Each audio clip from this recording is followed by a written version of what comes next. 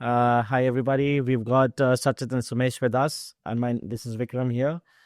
We've just finished a major milestone of our career, or rather of our lives, let me put it this way, where all of us were part of ISB's Global Advanced Management Program.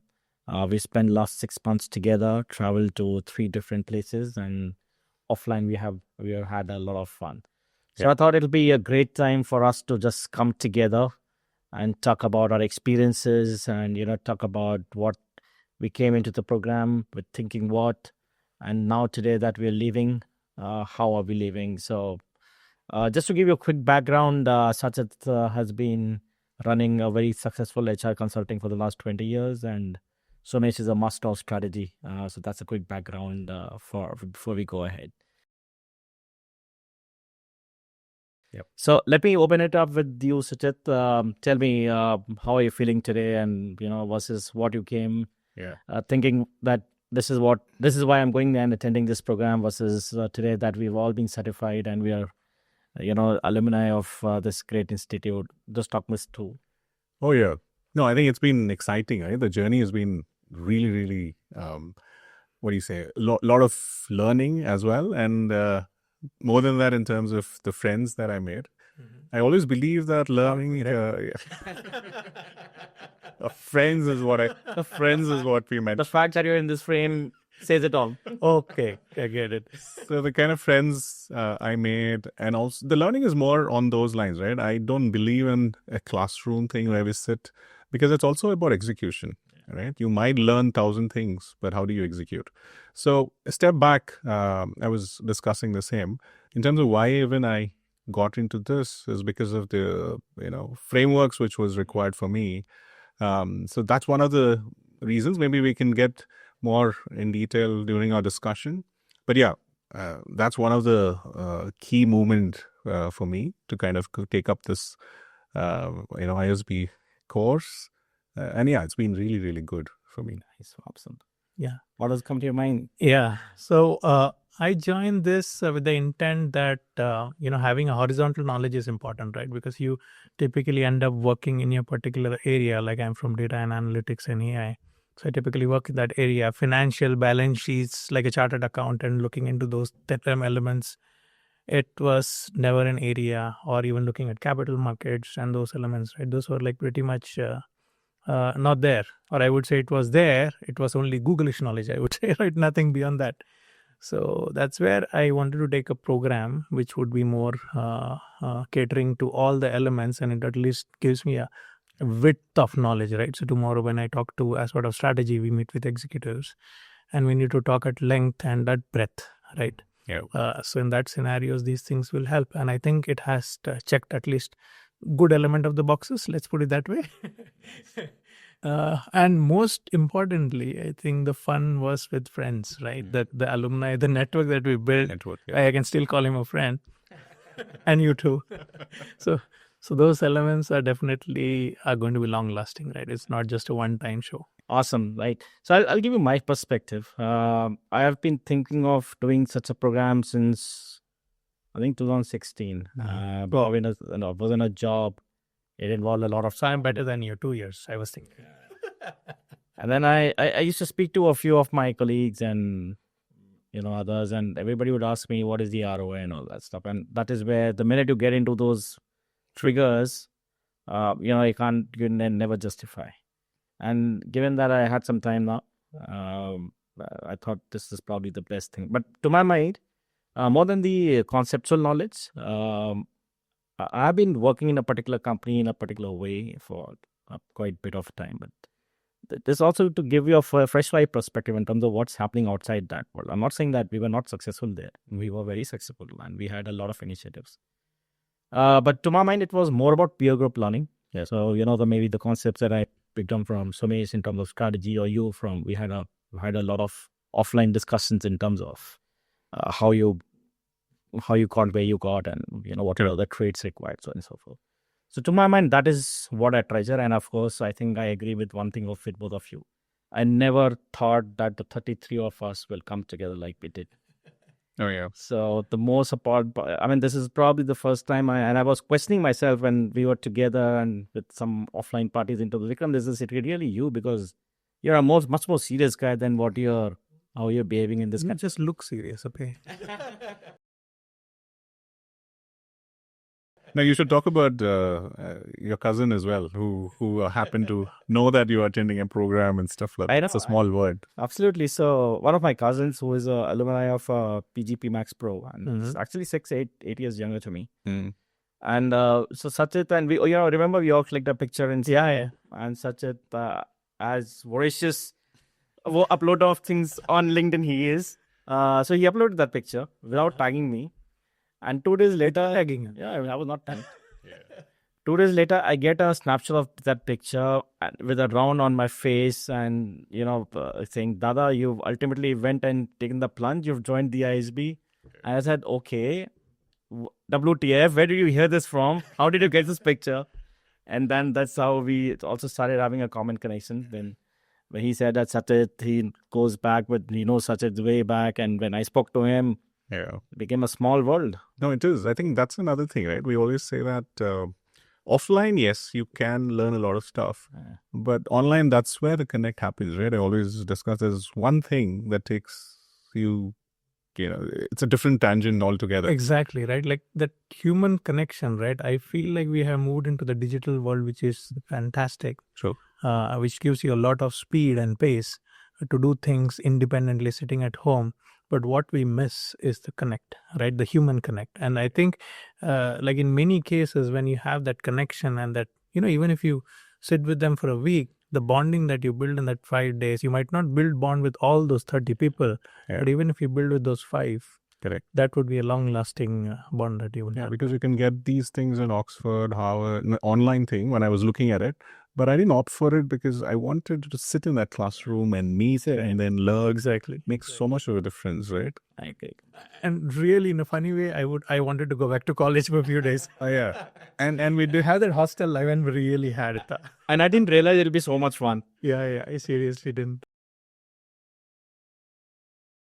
I think a lot of leaders are going to watch this, considering that they might be having questions in terms of leaders. I mean, who this program might be helpful, right? Maybe we should see in terms of is it an opportunity that they should take. Some of my friends also are there who's been working for like 24 years, but what I see is scale doesn't happen, right? They're good at, say, a certain revenue is what they hit. It might be about 10 million or whatever, and they're stuck with that. And same thing has happened with me. And I chose that, okay, let me take this program and all that. Now I have a little structure. And another thing, what I've seen is a lot of stuff, we are stuck in the domestic or wherever you are, and you have this ambiguity or you're scared to go into any other market because you don't know how it works. Scared is the right word. Yeah. Right. This is something that opens up that venue, right? Yeah, and I'm glad that you picked that up because I think we were having this chat offline, and let me put you back in a spot in that case because you've brought this up in that discussion and you run a successful company, Marcel. So what are the couple of things that you have in mind you'll go back and wanting to implement it with your teams, or for that matter, anything that you're planning to do differently or been doing differently for the last 6 months that we have been together? All right. So I have something interesting to share. Okay. So what happened is, so we hit a certain number in terms of revenue, and we hit a number in terms of about 80 team members and stuff like that. And after that, I settled back a little bit, thinking I'm okay, I'm good. We're hitting the number, bank account, all of it. But then the question came into pictures. A lot of them in my team are there for 13 years, 14 years, the leadership team. So I was like, there was a question back to me saying that you might be okay, right? Are they okay? I mean, you might be content saying that this is enough for you and stuff like that. But what you're doing is you're also responsible for their growth, right? If you're not moving ahead, you're not letting them also to move ahead, right? So that's where I also chose this to say, okay, now we need to scale. Now we need to go global. Now I need to ask them. So what I did is spoke to them saying, hey, what are your aspirations? What do you want to do? Like I picked up 5 leaders. One said, I want to make a lot of money. Second one said, I want to learn a lot of stuff. Third one said, I want to go global. So few opportunities I can't give because if we are not in a certain, country or a domain, or we're not growing, they will be stuck at the same position. So I think that's another realization that came to me. So I said, what next? So that's when I used ChatGPT. I started putting my profile, saying, what should I do next? And then obviously I did speak to people and stuff like that. They said, why don't you go to the class? And I was searching a lot of stuff. ISB, obviously, we've been hiring a lot of folks from ISB. But I said, why don't I be, because in my community also, whoever is watching now, is a lot of ISB alumni there across the globe who are my clients or my candidates who held them for an opportunity. Hopefully they'll remember this room. Oh, yeah. That's one thing that I wanted to share, yes. Awesome. Sumesh, what's happening with you? No, I think some of the elements, especially with respect to which empathy is one of the elements which I always have it as my guiding principle, but this has become a reinforcing a story to that, right? So how I can take it to the next level in a corporate world is something which I would look forward towards, because one of the things that very strongly came about in our conversations is, the importance to employees is something which is a major factor right now.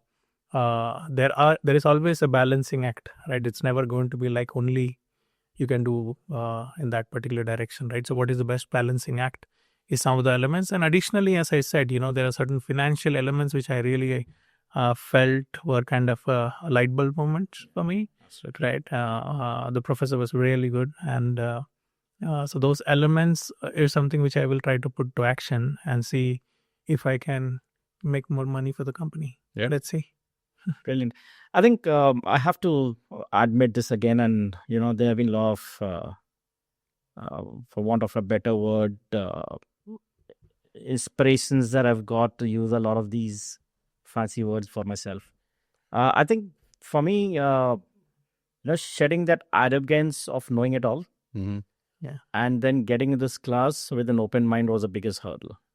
And this is something that I've not even, I've not even told my wife or spoken to my wife that this is what. Now you just admit it. I did. I did. But once you get into a room filled with people like you understand that, yeah. I mean, I have been privileged to had a variety of portfolio and manage a few markets and everything. But the minute you entered there, and I'll give you a very small example, which was more profound. If you say the 15 or 20 days that we spent in the class, which was, by the way, I thought would be the least important, was the stakeholder management. Now, in some way or the other, we all have been doing that. Correct. 100%. But the minute you saw those stakeholders are not limited to X, Y, Z, and it's such a wide portfolio, it really opened my mind. Exactly. And I said, Vikram, what have I been doing? I mean, probably I would have climbed 2 more ladders on the corporate world had I known this earlier. Yeah. So, I mean, to my mind, that was my aha moment, is what I like to call, and a few others. And you spoke about financial management. I've always wanted to imbibe. I used to run a business management department, so I had picked up a little bit of finance knowledge. But yeah, to be able to pick up a balance sheet or a company financials and make sense in terms of what is there, where is it, and it is worth investing is something that's probably very close. I think you were saying something. Yeah. No, I was on the topic about stakeholder management. I was trying to club in what even Harish Rai Chandani also mentioned. I mean, empathy and as well as certain structures in terms of stakeholder management, right? For me, it made a lot of sense and eye-opener, as you rightly said. For me, stakeholder was only C-level. Yes. Meet them up for a coffee, lunch, go to the events, socialize, etc. So I was realizing that I have been, like, say, one of the clients have been there with me for the last 14 years, right? The procurement team, procurement guys call me every year, March. That's the time. The renewal happens and they negotiate the rates. Okay, this is the rate. Can you reduce it? And I say, okay, fine, we'll reduce 1%. We'll reduce to 30 here, 2% there and stuff like that. And then we close the deal. 2%. No, I mean, he's not giving away all his secrets. Yeah, exactly. These numbers are really made up. Because I'm sure none of the procurement guys will stop at 1%. This team also will disagree. No, there's a lot of stuff that I've learned in terms of procurement. What the takeaway that I was thinking about, is what I should do next after this is meet these guys regularly, right? Why am I limiting only C-levels? Because these guys are decision makers as well, right? Imagine if they don't want to proceed, you with an agreement, they can always put somebody else and say, okay, whatever. So influencers that we like to call them. Correct. So rather meet them at least on a quarterly basis for a lunch, dinner, understand what do they look at. That's something that I've put in as a checklist to do that, and then meet the HR, the team as well. I always call them as gatekeepers, the recruiters or HR team, because anything that we do goes to them and then followed by the leadership, right? So I think the example that the professor was talking about was the EA, right? Executive assistant. If you're not in good terms, she or he will not let you even meet the CEO or CHR or whatever. That was the biggest, learning for me from a stakeholder perspective. But I was always at loggerheads with the EA of my bosses. Now you know. Now I know. And I would say, hey, I'll go and fix up a meeting. Why are you going and canceling it? True. But yeah, now I'll be more polite to anybody now I meet. Yeah. How about you? No, I think stakeholder management, I feel something which came out very clearly is we need to be more intention oriented, right? It's like, we always become very methodical and very, I would say, pragmatic about situations. But I feel pragmatism has to combine with emotional intent to really do good for the other person, right? Like what we had in that grid, right? How to make it happen, right? But to make it happen with the right intent, right, is how I would put it, right? So that element is extremely important, which really came out of the social, and it really will work out, I guess. Yeah. And I hope the world also moves towards in that same direction. I'm going to probably go a little, pick up another topic. And this may not be directly related, but Sachith, I think you and I spoke about it briefly. Mm-hmm. You're also a black belt. I understand that. So you understand process. Oh, I didn't know that. Yeah. So that'll kick me? Well, for that, believe me, just it doesn't need to be a black belt. So this is something that and you said there are a lot of leaders watching, and I'm trying to put this with some of, or rather all of us faces in our daily professional lives. And it's everybody likes to hide behind the word processes. Yep. Now, what I've seen is people hide behind processes without really revisiting them in terms of why this process exists. Correct? It's good to have processes. We all agree with that. But once the process is made, nobody is really looking at it. And to my mind, that's the job of a leader, or questioning in terms of why this process exists. And is it making the life of my team or myself better, or for that matter, organization better? Or it's just kind of hampering anybody doing your job. Yeah. Sachith, I know you're trying to expand, and I know I asked you this question yesterday also. Between expansion, how does process fit in there? And, does it make your organization leaner, fitter, or it makes decision-making that more complex, so on and so forth? So how do you think about that? All right. That's an interesting question. And it's so close to me, because before I started Recruits, I was in the process side of it. You made your money with processes basically, and now you're on the other side. Exactly. I mean, he identified the loopholes and he said, okay, this is my process. Yeah, no, it's like an engine thing, right? Once you put certain stuff, it'll automatically give you what is required. Like even in the program, when I was not there, you would have hardly seen me on calls, right? I was not bothered because the leadership team knew in terms of what needs to be done, and there's a process set for everything. So that way, it's not going to be a surprise for me. Suddenly, it's like, this is not happening, this is not happening. That doesn't happen. And the other bit is we are in the services side, nothing in the manufacturing or whatever, but still we've put in a process. It's always there, right?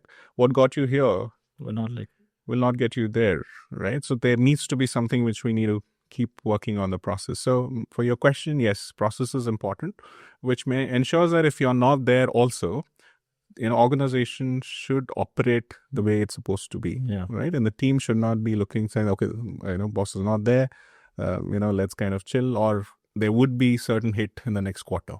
And that should not happen. So that's where the process is there.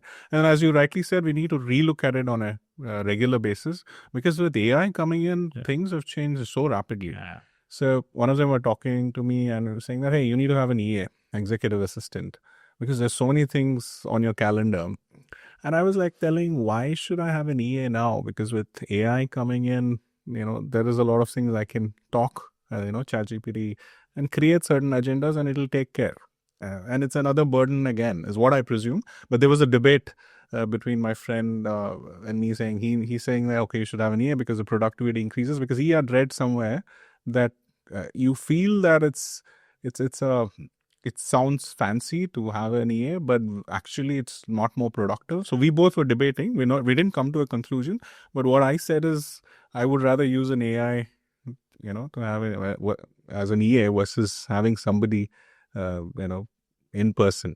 I mean, for Orthodox guy, I would have gone in for an EA. That's the generation gap problem. No, I think process always needs to be revisited, right? So we always think that reinventing the processes is very, very important, right? The reason being, over a period of time, those processes are no longer valid, right? Or I would say the processes, there are ways to optimize it or make it really... see, the one question, as you also rightly said, right, is that process really adding value or it's taking unnecessarily time, right? But in some cases, like regulations, there are certain things which you have to be there, right? So which are understood, right? But in other areas, and even in regulatory areas, there could be ways to maximize. But again, in other areas, processes are the bedrock of your system, right? And if you can really, maximize the value out of it, and nothing like it, right? You are then the best in business, right? Sure. See, and then beyond that, of course, we always talk about PPT, people, process, technology, data, right? So people and technology can only do this much because processes, as you rightly said, are actually laying down the rules, the principles, the line that you have to follow, right? And as you rightly said, many people hide behind processes because sometimes it's there in their personal interest. It's a strategic choice. Yeah. Personal strategic choice. And that's where we as leaders, our responsibility becomes to look beyond that and see whether this process is something which needs to change, and then work through the process to make that process change. Correct. As we speak, there's event going on in Delhi, right? The AI summit, and a lot of stuff is happening in India. Sam Altman, who else is there? A lot of cases. I think a presentation that somebody shared in a group that I can't swear it completely, but that it looked very interesting as well. Correct. So how does that dynamic change in terms of the leadership element? And see, what happens is a lot of questions are coming in, at least for me, because I'm in the job market, right? So there's a lot of questions coming in, people asking me saying, hey, will I be relevant? Yeah. What happens to me? What should I do next? These are all the questions that's coming in. Again, for you also, I want to ask that question saying, what do you think AI is going to do, or how are you looking at it from your perspective and your perspective? So I like to call myself fairly AI illiterate, but and I may be wrong. But that's completely my personal perception. I don't think. There may be change in the way the job description. Let me put it: there will be change in the job description per se. At this stage at least, I don't think there'll be a drastic change in the number of people that are required. Yeah, there might be jobs which you don't need, but that job description might change. And I'm just picking this up from the experiences. All of us were probably getting out of college. We had the Y2K problem. Correct. Then somebody said the internet generation and this will happen, that will happen. And so we've gone through all those waves.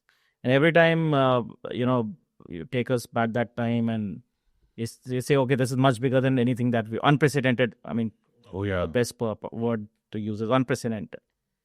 I don't know at this stage, and this is me as an outsider. I'm sure Sumesh, being much closer to strategy, and that's where he earns his bread and butter, will have a better view. I was just selling bread and butter. So he will disagree with us because he can't speak anything else. He has to say, AI is diplomatic. Let's put it that way. Right. Let's see. Yeah, but I would say we need to be optimistic about AI, right? Like in olden days when computers came in, there was a lot of retaliation and many questions being raised. But at the end of the day, today, mini computers in your pockets, my pockets as well, right? So the journey is going to come. Right now, there are certain flip sides also, like anyways, like when TV came, we used to call it as an idiot box, if you remember, right? My dad used to always call it like, oh, if you still don't like a serial, it'll be on the AA box. Now what will you talk about other OTTs? Right, so we just sit there and choose. And say AI is also a ride. If we take it as a joy ride and make positive steps towards it, in terms of changing our approach towards it, like a change management, and making use of it, right? Like I'll give you an example. I was going from to Bombay airport. I was traveling. I think it was to Singapore only for our trip. When I was traveling, I met a cab guy. He was driving, and what he was, I asked him what was he doing. I like to talk to cab drivers just to get just know them, have a good conversation. Otherwise, it becomes very uncomfortable sometimes. So I was just talking to him, and he said that he just got fired because of AI. Okay, And this is in Singapore or in Bangalore? No, in Mumbai. Right. So he said he was working for I think on VFX studios and stuff. Video creation and all. Right. So it's a very sensitive topic, right? I am saying that because this is like 6 months or so back, right? And it was of course a sad thing for him that he got fired. And he was trying to figure out some other job, and temporarily he had taken up the Uber job. Yeah. A tough situation, right? So while I left, and I only advice I gave to him is, you study AI, right? And see if you can do the same job. You become the boss of AI, right? That's where the change has to come. And then probably he might get into another job in his area of interest itself, where AI is not taking away jobs. Rather, it's you're becoming an impetus to get the AI. Exactly, operator of AI, right? Correct. And because at the end of the day, AI can only accelerate efficiency, and maybe it might be in some pockets be more efficient to the extent of, you can call it like, but at the end of the day, like when computers game, there were a lot of paperwork activities which were happening, which eventually translated into more jobs, right? So I think we have to also look at the positive side of the story, right? So I am my optimist by choice or by nature. So I always see that as a path. Though I know Vikram and disagree. But I do agree. Not completely disagree, partially. Don't get me wrong. I love AI. It's just that I'm still learning what it can do and what it cannot do. Yeah, I think that is the biggest challenge, right? I think we need to get through that change. Yeah. We need to, like, I still remember I used to have a computer at home during my engineering times. It was a lot of money at that time to buy a computer. Now you can get computer at half the price. Yeah. That got for me. And then my dad came one fine day, overcoming his change management within himself, saying that, teach me Microsoft Word. No, yeah. Correct. That was like an aha moment for me, because I am teaching him something, not the other way around. When I was 11 started, my mom was a homemaker. I lost her in 2016. But when I was in 11th, I taught her how to switch on a computer. Okay. And we were all grown up, so she had a lot of time, and I don't know how she studied, where she studied, but in 2 years' time, she was a master of 3ds, Max, and all those things. Wow. A master. And probably not even 2 years. And I don't know what, didn't even heard. I had never heard of those packages. Correct. Wow. So that's the power of it. So I think it's just that change, right? Yeah. Once you get on that joyride, then you will totally enjoy. Okay. I just wanted to ask Nikhil Kamath's question, Mm-hmm. right? You always ask this question to everybody, whomever he is having a conversation. So he asks, if you are at 22 years old, graduate, or 18 years old, graduated, how should you look at AI, right? So I want to keep it in 3 buckets, right? One is somebody who's passing out, another one who's an experienced person, mid-management, and one is a leadership element. So on the AI side, maybe just a couple of views on those lines, because they might be the ones who are watching this series. Any thoughts from you? Maybe I'd be more interested to listen to you on these 3 buckets in terms of what should they be doing, or how should they... The AI maturity model, if I had to call it. Not AI maturity model. That's for enterprises. But Anyway. So I couldn't have my throw a jug and jar. He's a marketing man. Sell. Yeah. If I break it into 3 categories. No, I would say, upskill, right? Okay. It might very well happen that you had taken a career path which you assumed will work out as you come out of 4 years. Yeah. But unfortunately, the tide has changed, right? So how about you really... But the ones is the graduations, what I see is a lot of colleges approach us as well. They have passing out folks, but then nobody is taking them in, because the min management itself, they're available for the same cost. Yeah. Because they don't have a job.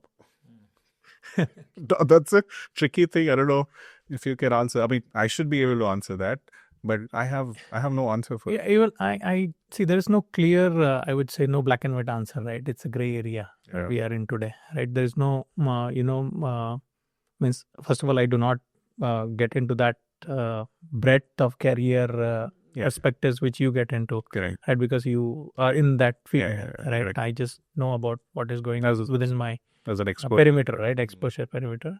But one is, is in our days, if I say, right? Again, these examples, I am sure young generations won't like it, but still, in our days, right? When we used to get a job, it was more about not the money or the payout check that gives you on the table, right? When you get out of fresh, right? I had some of my friends who started at a very meager salary, but they are in positions even better than, right? Actually. Right. So now, but because of Instagram and all this LinkedIn hype, everywhere you see all big numbers only, right? Which I am not saying it shouldn't be an ambition. 100% it should be, right? Yeah. Pay parity. There are many questions, right? Correct.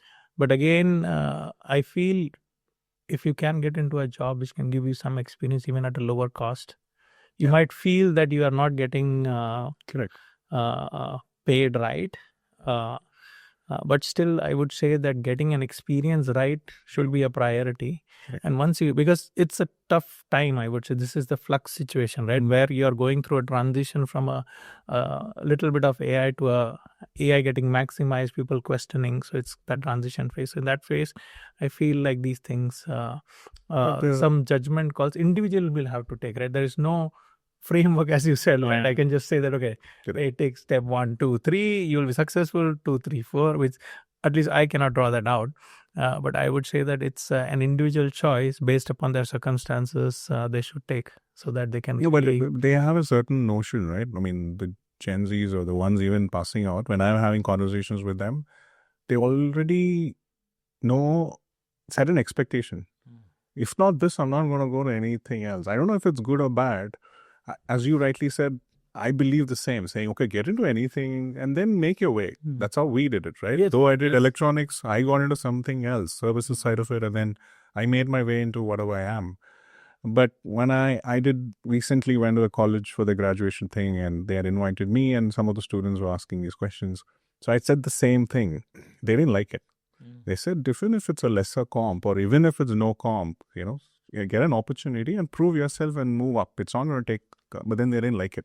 So that is where I wanted to put this thing to forward to you, because as you guys were discussing, this was coming to my mind. I mean, I'm still fresh out of oven from the all behavior class that we had. Yeah. So AI and culture, organization culture, what do you think? Related, not related, is a threat right now? Because as you said, he said that we are in a transition state. Yep. There are, organizations have spent years in terms of setting that culture up. Yep. What are you guys' opinion in terms of AI and culture? Will AI disrupt culture? Will it?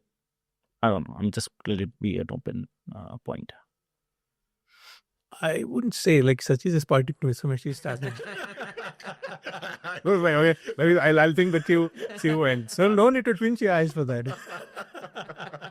Yeah, he couldn't really. There's a board here, so his leg will not come this. Yeah. It's a tricky question, right? So I think AI, in terms of, like, I was talking to you yesterday, right? That there are certain things that people are becoming more AI centric, right? Like that the professor was talking about a scenario where people are having AI friends, right? Oh yeah, Right. AI chatbot. AI girlfriend. It was some Instagram. AI girlfriend. Marrying some. Yeah, boyfriend. I'm like, okay, it's all their individual choices. Everyone has their own choices. I completely respect that, though I completely don't understand that, which is fine, right? But I feel that AI, I would put it on the bandwagon of digitization, right? So the more and more you become disconnected with the real world, you will also see a proportion of increase in terms of, I would say, mental, Yeah. what do you call, Health, maybe. mental health related challenges, right? Like Yeah. depression, these kind of things might kick in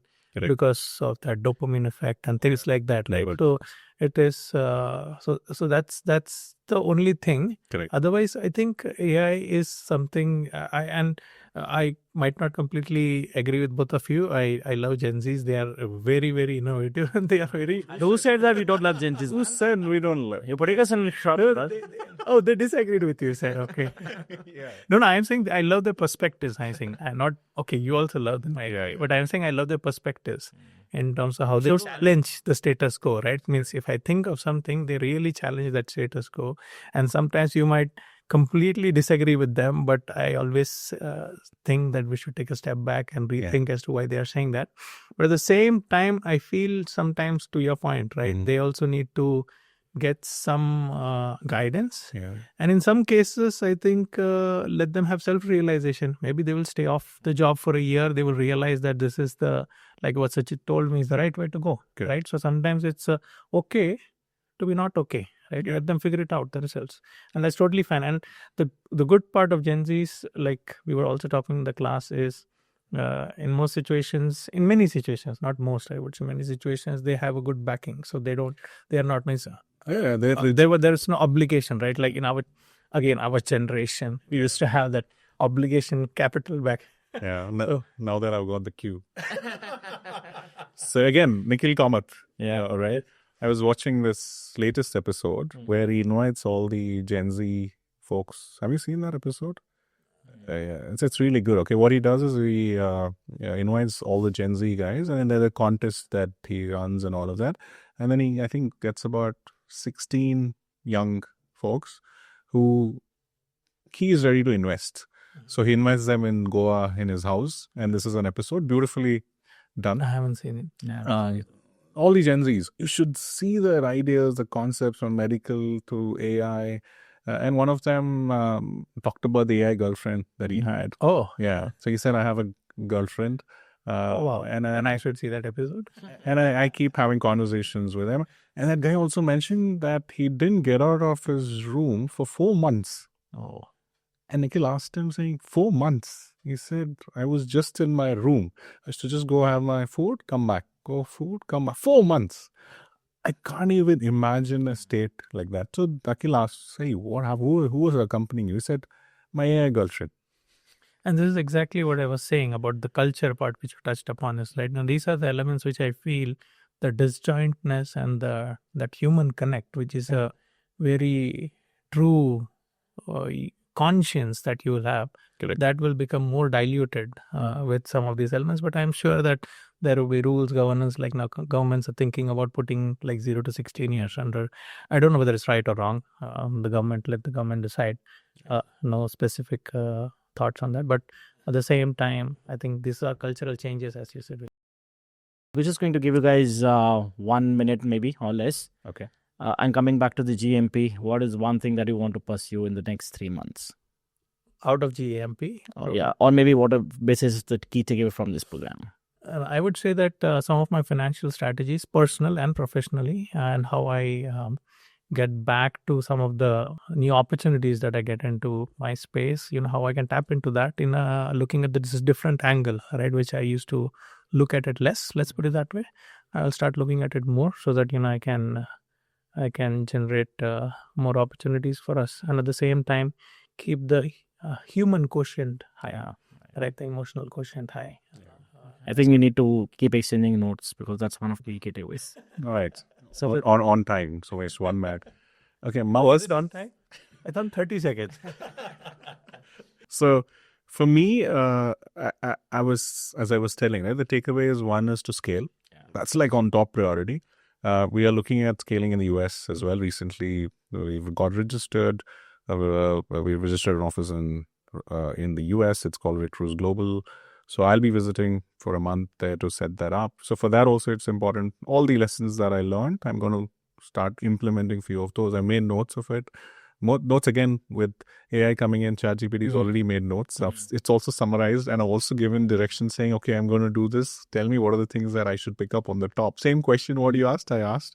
So okay, these are the 5 things that you should start implementing. And it's already learned all my LLMs have learned in terms of what I'm doing in the last 1.5, 2 years that I've been using. So yeah, that'll be my top priority. I think for me, it's finance. I mean, that's been my vision, of at least something that I've wanted to do. And second thing is, I mean, you are probably ahead, but I want to start using AI in my day-to-day op. That's a very good point. So that's something, and even if it means that giving the right commands and doing the right things, asking the right things from ChatGPT, Exactly. so be it. So that's something that I really want to pick up for the next at least 6 to 8 weeks that I do. We call it start small. Right? Yeah, so maybe that was it. So first of all, thank you, Sachith, for reminding me that. Yeah. Thanks, Sumesh, for being here. I'm sorry I forgot your name as we go. Sometimes, the white hair, not just because of that, it's also the age capital. Now he But I know I'm getting a glare from Abhilasha, so it's Abhilasha. Without her, we couldn't have made this happen for the room and everything else. So a big shout out to Abhilasha. She's a colleague from the ISB, and I mean, she's one of the good getters. And then I think I will not do justice if I don't thank ISB. I think for whatever feedback we may have for them. It was a great session, at least, and big thanks to the colleagues who are not here because they have contributed big time for this. So a big thank you to everybody and the professors. So I've got a few numbers. I mean, I'm connecting with them offline as well for strategy and a few other things. So yeah, it's been overall a very fulfilling experience. Yeah. And we've promised each other that we'll keep meeting. Our next get together happens to be in the second week of March. And I'm getting these two guys flown to Delhi. Not March, June. That's the official one. It's a pre-one. Okay. This is a precursor. So I'm getting both of them to fly to Delhi probably this time. And then the next time I come to Chennai or something. So thank you guys. Have a safe flight back home. Thank you. Good fun. Thank you. Thank you. Bye-bye. Thank you. Bye. Bye-bye.